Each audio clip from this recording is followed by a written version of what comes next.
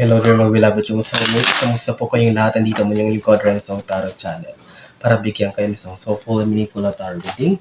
Dito lamang sa inyo lagi na baga sinusubaybay na pinakamahal Renzo Tarot Channel. Sige, para sa inyo ito mga pinakamahal kong Capricorn, Sun, Moon, Rising, Venus, Flame, or takes what only resonates for you. At kapag naka-resonate po kayo sa ating reading, huwag kayong mag-hesitate na mag-comment, like, share, and of course, don't forget to subscribe. Sige, ulitin ko. Ang reading natin ngayon ay para sa inyo, Capricorn, Sun, Moon, Rising, and Venus. Kamusta po kayong lahat? I hope you're okay. I hope you're healthy, safe, and of course, you're happy. Sige, last shuffle natin para sa inyo, Capricorn, Sun, Moon, Rising, Venus. Sige, kunin natin ang yung 10 baraha, Capricorn. Spirit Universe, Spirit Guides, Angels, Ancestors, 10 cards please for Capricorn. Kamusta po kayong lahat? Maraming salamat po sa inyong walang sawang tiwala, support at pagmamahal. Alamin natin ano bang energy meron kayo, Capricorn. So, we have 4 cards already. 6 cards more for Capricorn, Spirit Universe, Spirit Guides, okay? And hulog na isa. Ito, alam niyo naman ng rule natin kapag nagpapakita ay pinabalik. Sige? We have 5 cards already for your reading, Capricorn. Let's continue, Spirit Universe. Spirit Guides, 4 cards left for Capricorn. Sige, yan ako nagpakita. Balik natin. So, kunin ko ito. 7. 3 more. Spirit Universe, Spirit Guides, Angels, Ancestors. Maraming salamat po sa inyong walang sawang tiwala, support at pagmamahal. Sa inyong lingkod yung wala po kayo ay wala pong success ng Renzo Tarot Channel. Last one for Capricorn. Okay? Kunin ko na to. Capricorn, your 10 cards are complete. And let's begin your reading. Sige? Kung mapanood nyo ito, sabihin, this reading is for you. Okay? So, let's begin. 7 of Swords. So, Virgo, sorry. Bakit Virgo? Capricorn, kailangan mo daw lumayo sa mga sitwasyon na nagpapa-stress sa'yo or nagbibigay sa'yo ng mga konting, frustrations and disappointments.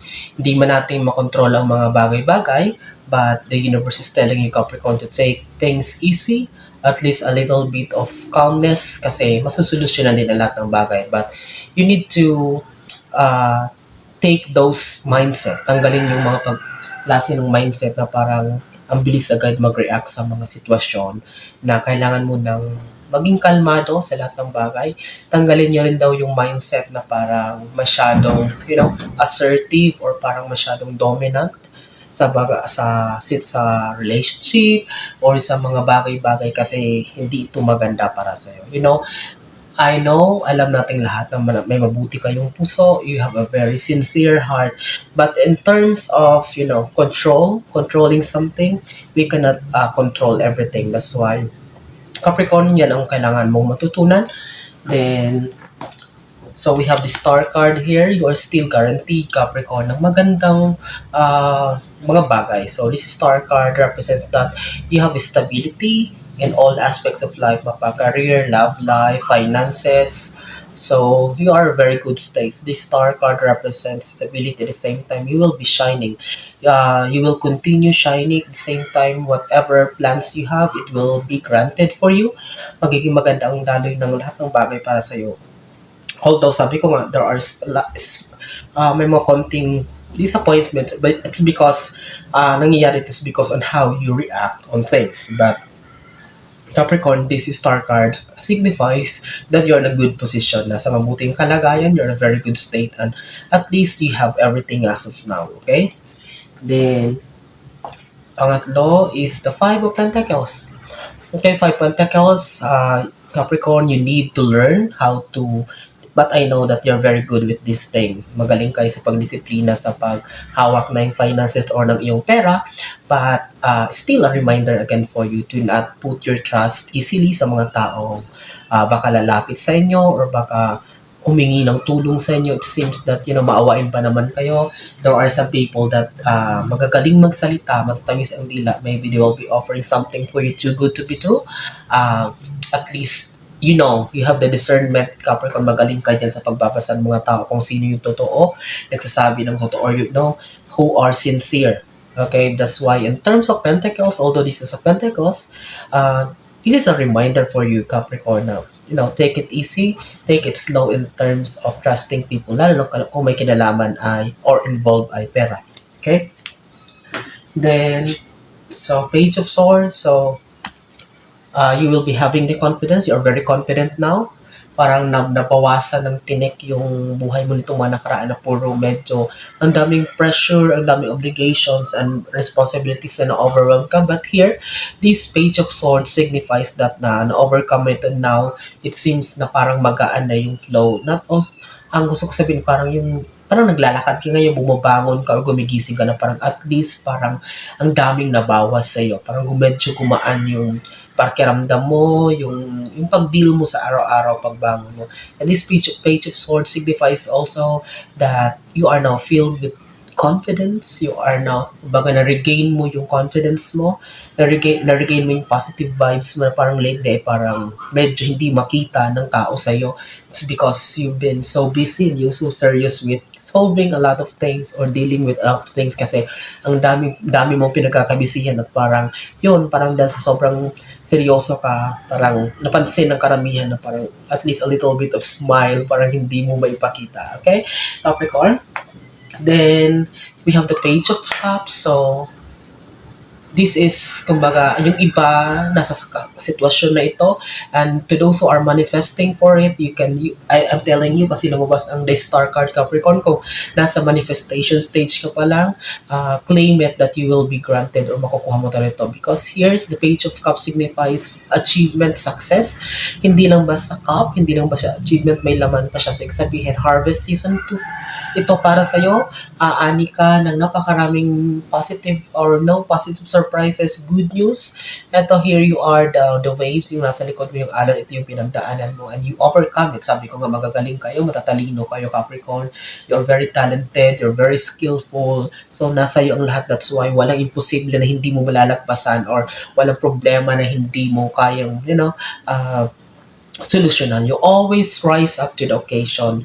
It seems na parang kahit to the lowest point of your life, nagagawa nyo pa rin bumangon yung mga bagay na parang imposible na ay nagagawa nyo pa rin ng paraan. That's why people are really looking up at you. Napakagaling nyo, Capricorn. And this Page of Cups just shows or talagang pinapatunayan lang nito na talagang hindi imposible na mag-harvest season. It's because sabi ko nga, nasa iyo ang lahat. Nagagawan mo ng paraan ang lahat. So, here is the Ace of Wands. Ace of Wands, yung pang-ano mong bara, Ace of Wands, so signifies talagang not only new beginning, not only new chapter of your life, but it is a beginning wherein, kumbaga, biglang nag-turn around, biglang liko yung mga sitwasyon para sa'yo. After all those disappointments, after all those pressure na you've been through, this Ace of Wands is, the universe is telling you, Capricorn, that even though it is a restart or a refresh for you, still, ma-overcome mo pa rin ang lahat or you will, kumbaga, face the reality with flying colors. Ikaw pa rin ang mamamayagpag, ikaw pa rin ang makikilala or kumbaga ang tawag nito, kahit kumbaga baguhan ka pa lang dito sa craft na to, ikaw pa rin yung makikilala or ma-recognize, di ba? So it means that Capricorn, you're on the right track. Nasa mabuti kang path. You just need to continue doing things with precision, with honesty. Okay?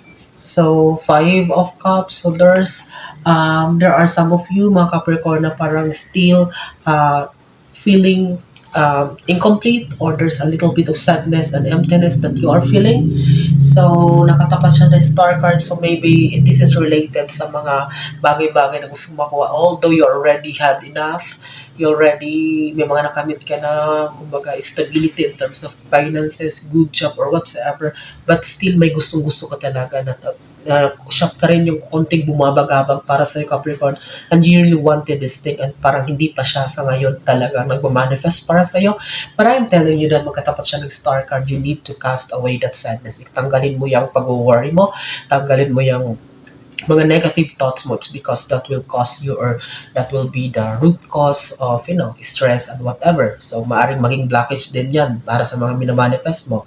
Natural lang, Capricorn, na malungkot tayo, magkaroon tayo ng, little bit of emptiness in our life, but it's how are we going to react positively sa mga sitwasyon na siyang makakatulong or talagang makakatanggal ng mga blockages. And of course, that will let your manifestations go on your way and talagang everything will fall into place for you.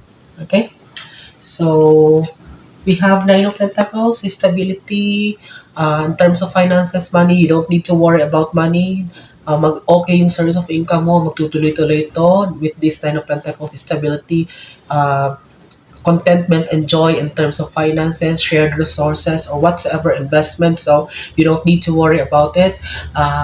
Magiging maganda ang daloy ng lahat ng bagay sa'yo. Then, konting paalala kasi magkatapat din sila ng Five of Pentacles na sinabi ko sa iyo. Ulitin ko lang. So, may kinalaman talaga sa pera yung mga taong lalapit sa iyo. Baka mamaya makapaglabas ka again ng malaking amount of money. And, sinasabi ko sa iyo because this is Five of Pentacles is all about stagnancy kasi malamig ang panahon. Baka maaring matagalan bago mo makuha yung output niyan or yung result niyan and maaring ma-frustrate ka na naman. So, possible, wag na lang. So, you need to explain. Kailangan mo lang gumawa ng dahilan kung bakit hindi ka makakapasok sa venture na yan. Okay, and priority mo ngayon on how you're going to keep your finances in balance. But there's a stability, you don't need to worry about it. Maganda talaga yung estado ng kaperahan mo. Then, Capricorn, we have the Queen of Cups. So, here you are. You're ready. May mga Capricorn na nasa maturity stage na, nasa maganda na kanilang, in terms of emotion, maganda, balance sila lahat. Hindi na basta-basta gumagawa ng desisyon kapag masyadong emotional. You are considering a lot of things. You are testing the waters first. Inaalam nyo muna mga dahilan. Humihingi muna kayo ng advice. You are asking for the signs of the universe. So, everything is, you're considering a lot of things bago gumawa ng desisyon. Nagiging observant na rin kayo. Hindi na kayo basta-basta nagtitiwala. Hindi na kayo basta-basta nadadala ng mga matatamis sa salita, or you are already very independent. At the same time, hindi ka na manipulate na kung sino man. So you have the freedom, you have the confidence now to face the reality on your own. Okay, Capricorn? Then we have the 10 and last card, we have the Two of Swords, so decision making. Then magkasunod sila ng Queen of Cups. I can see her na parang in terms of decision making, you will ace it. Hindi ka mahihirapan dito kasi nga you have already matured, you have already the wisdom, naging matalino ka na at the same time. I can see her new opportunity that will rise for you, Capricorn. Siguro may bago kang madidiscover na talent or skill na i-develop mo at the same time. Business idea na parang gusto mo namang subukan aside from the current na meron ka, or maring new job that you want to consider, new place that you want to move, or any kind of something new na lalabas with these islands at the background. So, and we have the moon, so you have clarity, you will be given the clarity. At the same time, magiging maliwanag ang lahat para sa'yo. You do not need to worry about the things kasi the universe will be giving you the clarity, at the same time wisdom, talino, and of course the strength that you need. But all in all, because the star is here, so you are guaranteed of success, you are guaranteed of a very bright future, Capricorn. And with that, I'm so happy na muli tayo nagkasama. Maraming maraming salamat. I hope nagustuhan nyo at nakaresonate kayo sa ating reading ngayon. At kapag nakaresonate kayo, mag-comment kayo. Of course, don't forget to like and share. Maraming maraming salamat sa inyo. Walang sawang tiwala, support. Huwag niyong kalimutang i-subscribe also ang ating channel. Hanggang sa susunod nating pagsasama, maraming maraming salamat sa inyo. Mag-iingat kayo lagi. God bless us all.